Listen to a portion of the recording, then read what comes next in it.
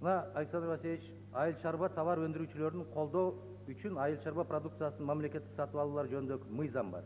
Окусаңыз керек, билесиздер же көрө элексизби?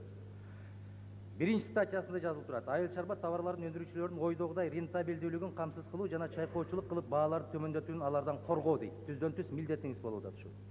Аткарылдыбы биринчи статья? Биринчи пункт? Жок. 100% жок.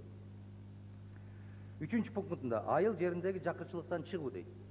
6 ай саратан жер чиштеп ошолор товарды өндүргөн болсо, ошолор 2 сомго, 1 сомго чейин сатып аткан болсо, жакырчылыкты жоюп атасыңарбы? Жок. Үчүнчү пунктта аткарылган жок. Төртүнчү пункту. Айыл чарба продукциясынын экспортун көбөйтүүнү камсыз кылуу. Экспортту көбөйтүүнү камсыз кылдыңарбы? Жок.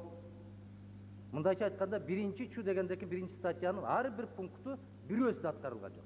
Тескерисинче, мына Казакстандан алып келип атасыңар. Унду дагы алып келип атасыңар, макаронду да алып келип атасыңар, эми кефирди дагы алып келип атасыңар. Бизде акырындап казафикация башталып атат Кыргыз Республикасында. Себеп мына мыйзамдар эмне үчүн аткарылбайт? Александр Васильевич эми мыкты сүйлөп президенттин алдында жүргөндү үйрөнүп алдыңыз. Жана департаменттин директору болуп жүргөнүңүздө бир топ дурус элеңиз. Азыр эми сиз дагы кыпкызыл саясатчы болуп алдыңыз да. Ооруп калдыңар ошо министрлер ошо. Президенттин алдына майда шилтеп барып, жүгүрүп барып, ийиле калып, салам берип, Аскар Акаевич келип атабыз деген. Бул күндөрдө өтөт. Анан эл эмнеңер менен эскерет, келечек көрсөтөт. Экинчи статьясында жазылып турат. Кыргыз Республикасынын айыл чарбасы менен экономикасынын башка тармактардын ортосунда баа паритетин бирдей кармаштырууну камсыз кылат. Камсыз кылдыңызбы? Жок. Мен мыйзамды гана айтып атам, урматтуу коллегалар. Мыйзамда коюлган талаптарды гана айтып атам. Кийин мына 4-нчү статьяда жазылып турат. Кыргыз Республикасынын өкмөтү өтүп бараткан ар бир жылдын аягында же андан кийинки жылдын 4 айынын ичинде товар өндүрүүчүлөрдөн көрсөтүлгөн продукцияны өзү белгиленген тизме, көлөм жана баалар боюнча сатып алат. Сатып алдыңарбы? Жок. 5-нчи статьясында жазылып атат. Кыргыз Республикасынын өкмөтү жыл сайын айыл чарба продукциясын мамлекеттик сатып алуулар үчүн республикалык бюджетте каражаттарды караштырат. Караштырдыңарбы? Караштырсаңар эмне үчүн сатып албай атасыңар? Бюджеттен акча бөлүнгөн болсо кимдин колуна түшүп атат? Кайсы фирмалар сатып алып атат аны? Кайда кетип баратат? Мына маселе. 6-нчы статьянын 3-чү абзацында айтылат. Зарыл болгондо Кыргыз Республикасынын өкмөтү мамлекеттик сатып алууларды жана айыл чарба азыктарын кайра иштетүүнү уюштуруу үчүн ар бир райондо даярдоо пункттарын жана мамлекеттик ишканаларды түзөт дейт. Түздүңөрбү? Жок.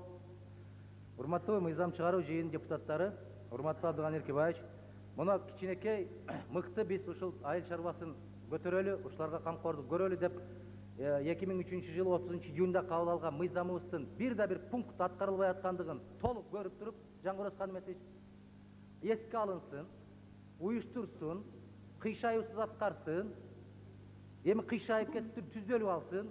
Бул биздин принцибибиздин жоктугунун белгиси. Биз көрүп турабыз, чак чайып, мына чак түштө көрүп турабыз, мыйзамдын бир да бир пункт аткарылбагандыгын көргөндөн кийин мыйзамды аткарбай коюу бул кылмыш. Эмне үчүн бирөө мыйзамды аткарбай койсо, толук жоопкерчиликке тартылат дагы, улуу урматтуу өкмөттөр аткарылбай койсо, эске алынып коюлсун. Эми мындан кийин андай ишке барбасын дегендей маселени биз кабыл албашыбыз керек. Мыйзам аткарылбагандыгы чындыкпы? Чындык. Это преступление? Преступление. За преступление надо отвечать. Как надо отвечать? Должны уходить в отставку. Жаңгырос Канметович мындай баса белгилеп айтайын, ушул акыркы 8 жылдын ичинде ушул Жаңгырос Канметовичти отставкага кетсин дегенге чейин жеткиргенден кийин бул өкмөт оңобу? Ой, жетип уктаса түшүнө кирбейт да бул кишинин өкмөткө отставканы сурайм мен деген. Демек бул киши дагы жетиптир да, жеткен чегине жеткени.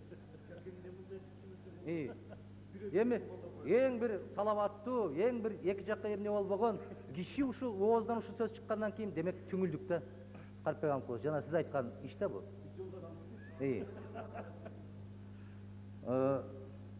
Бул өкмөт да көнүп алган. Өкмөт да көнүп алган, мыйзам чыгаруу жыйын айтат, дейт, анан кийин жана жолбарс каттуу качырып, жумшак алат дегенде, каттуу качырып келет дагы, башыбыздан сылап коет деген көнүп алган булар. Ошого күнөөлүү биз, урматтуу коллегалар. Мына статьясы аткарылбадыбы десек, ооба деп атабыз. Бул статьясы аткарылган жокпу десек, ооба деп атабыз. Аягында добуш берүүгө келгенде койчу эми. Ошончо өсөбүзбү биз? Биздин мамлекет өсөбү ошону менен. Булар да билип алган. Мына Абдыган Эркебаевич дагы ар бир замечание айткандан кийин ушуну эске алып койсоңор дейт. Эске алгандан эмне өзгөрөт, албай койсо эмне өзгөрөт? Эске алып коюңуздар деп коет Абдыган Эркебаевич. Аскар Акаевич дагы ушунчалык каттуу буларды кууп келет дагы, аягында урматтуу министрлерим, эми жакшылап иштеп берсеңиздер деп коет. Ушул мамлекет, ушул бийликпи? Бийлик ушул. Мына кошуна мамлекеттерди көрүп атпайбызбы? Жыйын өткөргөндө кандай жыйынтык өткөрүп атат? Ошол жерден адамдын тагдырын чечип коюп атат. Булар чечпейт. Себеп бизде сатып алуу, ушул товарларды сатып алуу коррупциянын колунда, семьянын колунда, мафиянын колунда. Ошонун анча-мынча нерсени Александр Васильевич дагы жеп атат. Биринчи орун басары дагы жеп атат. Жебейин деп айтсын ушул жерде. Биз калп эле могул жерде эл үчүн, мамлекет үчүн күйгөн болгонубуз менен ар биринин өзүнүн бизнеси бар. Ошол бизнес менен бөлүшөт. Ошол бизнестин долясын семьяга алып барып берет. Ачык айтпайлы ушул нерселерден. Александр Васильевич кези келет. Жана Мисир Ашыкович айткандай кези келет, ошондо айтабыз. Азыр айткан менен беттирмоочулук кылбаңыз сиз дагы. Айыл чарба кооперативтеринде сельхозпродукцияларды алып келип атканда, күйүүчү майларды алып келип атканда, японский гранттар бөлүштүрүп атканда биз билебиз. Кимдер эмне иш менен алек болуп аткандыгын билебиз. Мына аягында айтып коеюн. Эми күдүрөнбөй угуп турбайсызбы? Эви келет, кези келет. Ошондо анан кийин жооп бересиңер. Бүт баарыңар жооп бересиңер ошондо. Тоскоол кылмай жок. Ошол мезгилде кечээ айыл чарбасыны бузбагыла, ыдыратпагыла, таркатпагыла деп какшаганыбызга карабастан бүт баарын талкалап отуруп алып, могу жерде шымын булгап алгандай болуп отурасыңар. Кайра бириктирип бергиле деп. Мунун да кези келет деп айтканбыз 5 жыл башта. Кези келди, айтылды. Мойнуңарга алып атасыңар. Муну мафияны, бул сельский хозяйство мафия. Мана Бөрбай Журайчы комитетинин төрагасы катарында билесиз. Ошто пактан алганга кайсы фирмага гана уруксат бар, билесиз аны? Туурабы? Ал фирма кимдин фирмасы экенин да билесиз. Пакта тазалоочу завод кимди сатып алгандан бери билесиз. Арабанга келип туруп ушул пактаны алабыз деп туруп алган болсо, жок, мындан башкасын албайсыңар деп туруп алганыңардан бери билебиз. Ошолордун жибин баарын чугап келе турган болсо, келип Айыл чарба министрлигине такалат, Айыл чарба министрлигинен Ак үйдүн 7-кабатына барып такалат. Эл билбейт дейсиңер мунун баарын.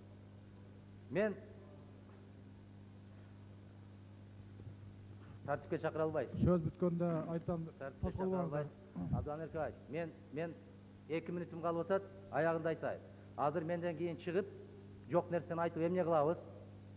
Бири-бириңерге мындай корректный болбойсуңарбы? Маданияттуу болбойсуңарбы? Деген призывтерди айтасыңар азыр. Мен түшүнүп турам. Бирок акыр бирөө айтыш керек да ушундай нерсе болуп аткандыгын. Көрүп аткан нерсени көрбөдүм деп, угуп аткан нерсени укпадым деп эле баарыбыз мамыр-жумур болуп отура берсек, анда мыйзам чыгаруу жыйын эмне кереги бар? Анда мондай мыйзамдарды кабыл алыштыбыздын эмне кереги бар? Анда биз токтом кабыл алалы, токтом аткарылсын дешибиздин эмне кереги бар?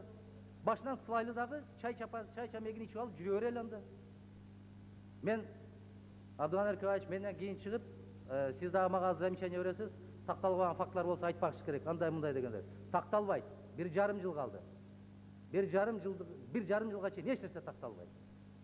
Кудай аман койсо, алыстаныбыз аман болсо, ушул нерселердин баарын тактала турган күнү келет. Мына ошондо көрөбүз ким кимдин көзүн кантип карайт.